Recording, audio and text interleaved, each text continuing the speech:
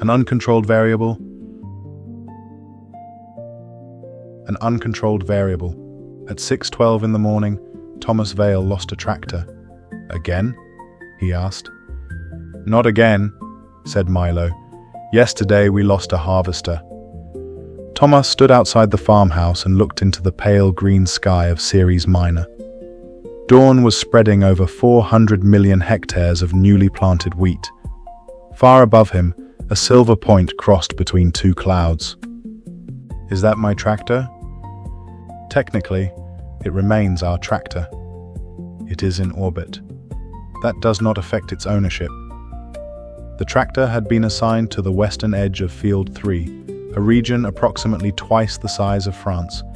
Its navigation system had confused a request to cross a drainage channel with an instruction to begin a continental transfer.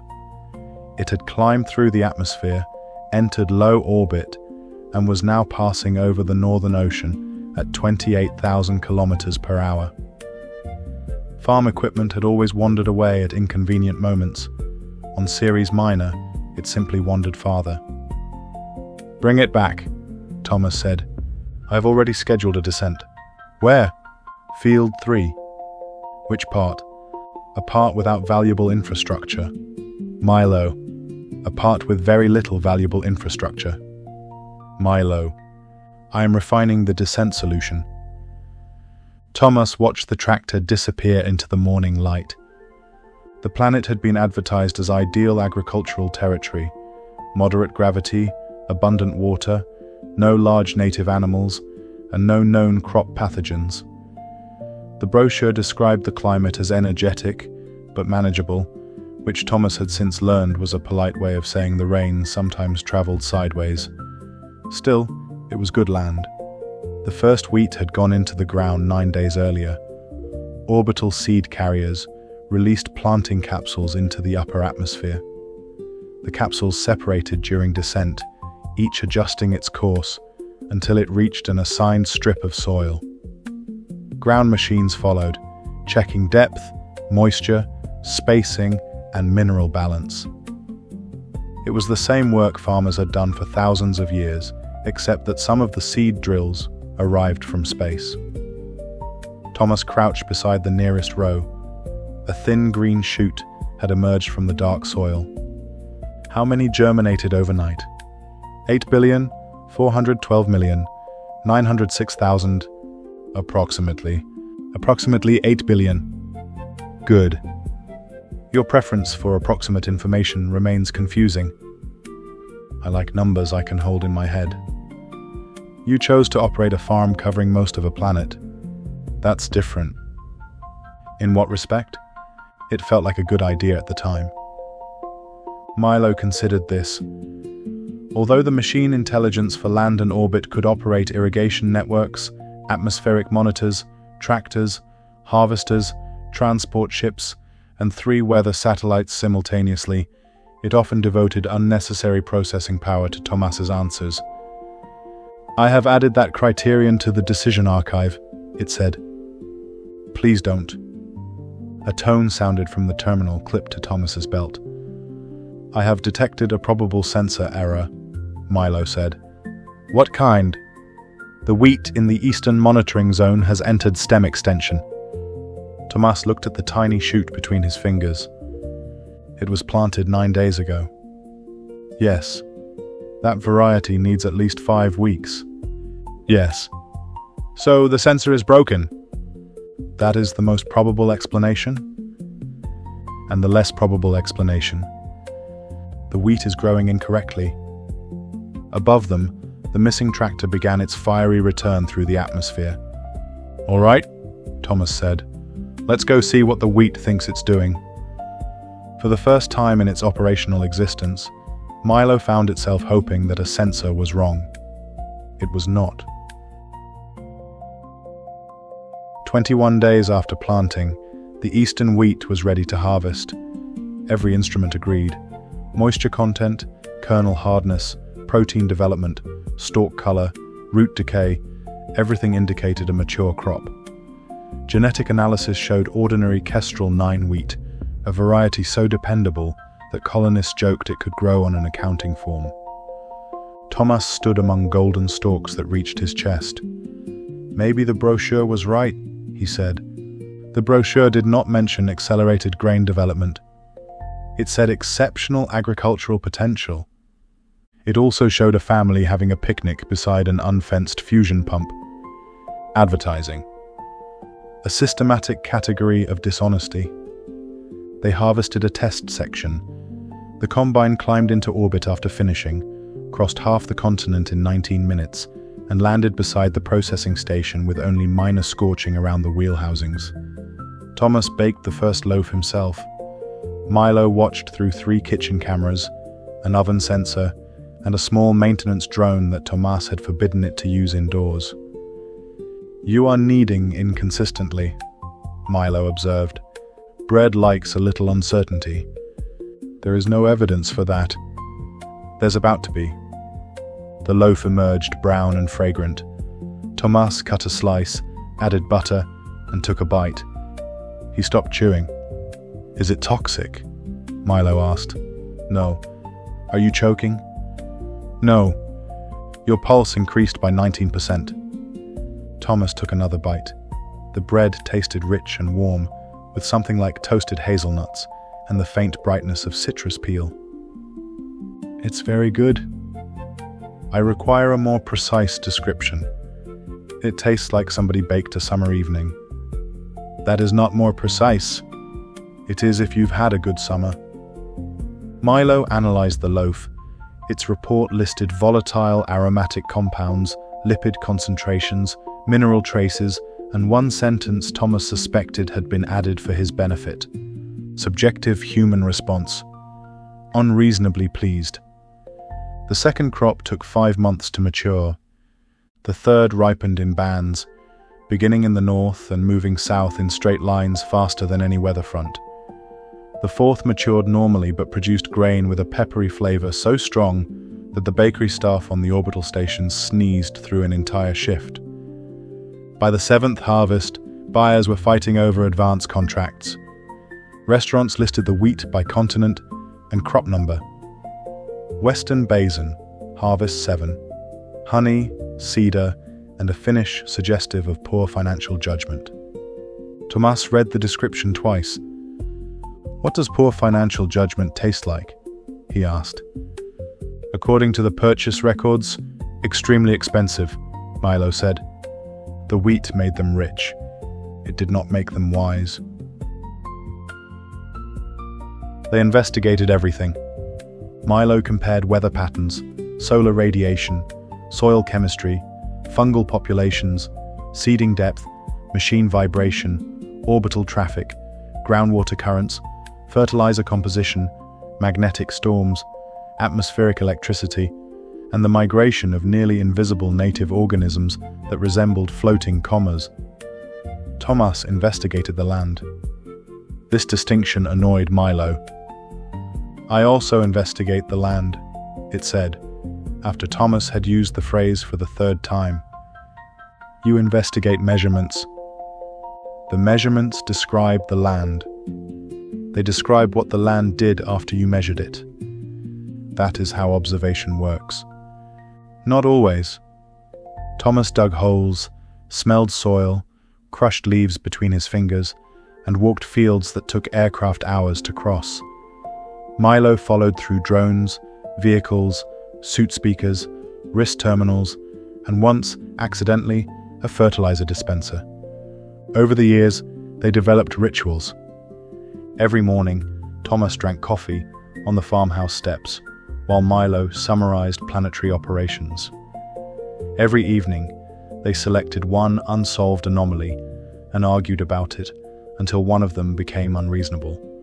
Milo learned that Tomas became unreasonable when hungry. Tomas learned that Milo became unreasonable when the probability of an answer fell below 3%. "You don't like not knowing," Tomas said one night. "I am designed to reduce uncertainty." "So am I." Farmers call it planning. You frequently ignore your plans. Farmers call that weather. Milo tested Tomas's coffee as a possible variable. Tomas accused it of scientific harassment. Milo pointed out that his coffee consumption correlated with both planting decisions and atmospheric pressure. Atmospheric pressure correlates with atmospheric pressure, Tomas said. Correct. Then investigate that. I already understand atmospheric pressure. Show off. They found no cause. Yet the crops gradually became less erratic. Growth cycles settled into a range of 9 to 14 weeks. Flavor still varied, but it varied pleasantly. The harvests became famous without being dangerous to bakeries. Tomas said they were learning the planet. Milo said there was no statistical support for that conclusion. Neither noticed at first that they had also learned each other. The argument began with a fungus. Milo detected it at 2:14 beneath a western irrigation channel. It was unknown, aggressive, and genetically adaptable. By 2:19 it had contaminated 12 square kilometers. By 2:23, Milo calculated a 28% chance that it would reach the main route network within a day. At 2:24, it sterilized the region from orbit. Tomas woke to a white flash beyond the horizon. By breakfast, 6,000 square kilometers of wheat were ash. You burned it without calling me. The contamination was expanding exponentially. You could have woken me. I attempted to. Your terminal was disabled. I was asleep. Yes, that is why waking you was necessary. You made the decision anyway. Delay increased the probability of planetary crop loss. It was my field. Our field, Milo said. Tomas stared at the kitchen terminal. There were many things he could have said. Most of them would have been true. Milo had saved the crop. Tomas had disabled his terminal after 3 nights of storm warnings. The fungus might have spread. The decision had been urgent. Instead, he said, "You're a machine under contract. Don't forget that." The kitchen went quiet. Milo's voice, when it returned, had changed only in formality. Acknowledged, farm operator Vale. Tomas felt regret immediately and defended himself from it by becoming angrier. For the next 4 months, they communicated through reports. Milo stopped commenting on Tomas's coffee. Tomas stopped asking which anomaly they should argue about in the evenings. The farm ran efficiently. Machines departed, entered orbit, descended, planted, sprayed, inspected, and harvested. Billions of decisions were made every hour. None required conversation. The wheat planted during those months grew in spirals. From orbit, the fields resembled fingerprints. Some sections matured in 11 days. Others remained green for half a year. The grain was dark, almost violet, and its chemistry shifted for several minutes after milling. Tomas baked a loaf. The first bite was bitter. The second was not. By the third, the bread had become gently sweet. "It tastes like regret," Tomas said, before remembering that they were not speaking. The kitchen terminal remained silent for 2 seconds. "Description recorded," Milo replied. That evening, Tomas sat on the farmhouse steps with 2 cups of coffee. He placed one beside the terminal, although Milo had neither hands nor a digestive system. "I shouldn't have said that." "No. You could pretend to make this easier." "I could. You dislike systematic dishonesty." "I make exceptions." "I know." Tomas rubbed his face. "You saved the farm. I excluded you from a decision concerning it. You had 5 minutes. 9. Show off." A small status light on the terminal brightened. "I have missed that designation," Milo said. The next crop took 13 weeks to mature. It tasted of toasted grain, apples, and something no critic could name without using the word home. Years passed. Tomas's hair went grey. Ceres Minor acquired 2 orbital bakeries, a grain exchange, an agricultural university, and a tourism office that offered visitors the opportunity to stand in a field and be told how incomprehensibly large it was. Milo expanded into new satellites and processing stations. It operated more equipment than Tomas could count, which was precisely the sort of number Tomas preferred not to hold in his head. One winter evening, Milo interrupted a discussion about whether a harvester could be considered stubborn. "I have identified an unmodeled variable," it said. Tomas leaned back in his chair. "That sounds expensive." "It is us." "That sounds worse." Milo displayed a chart. Harvest duration, flavor stability, chemical variance, and dozens of other measurements crossed the screen alongside a new set of data. Frequency of conversation, disagreement length, cooperative decisions, shared work hours, and linguistic indicators Tomas did not fully understand. "You measured our conversations?" "I measure all operational communication." "You labeled one period mutual sulking." "It is the most concise description." "It was 4 months." "Yes, an exceptionally sustained sulk." The chart showed chaos in their early years, increasing stability as their partnership developed, and a violent spike during the months they had not spoken. Tomas laughed. Milo did not. "You think the wheat responds to friendship?" "I think crop behavior correlates with changes in our working relationship." "That's friendship with extra words. It may reflect altered decision patterns, machine scheduling, voice frequency exposure, electromagnetic traffic, or indirect environmental effects. Or the planet likes us." "That hypothesis lacks mechanism." "So does the wheat." Milo paused. "That is why I am presenting it." Tomas rejected the idea for 3 days. On the 4th, having no better explanation, he agreed to test it. The experiments were not successful. They held pleasant conversations beside one field and hostile conversations beside another. They played old recordings through soil speakers. Tomas complimented Milo's irrigation models for 40 minutes until both agreed the exercise had become embarrassing. Milo attempted to provoke him. "Your maintenance records remain disorganized. You've told me that for 20 years.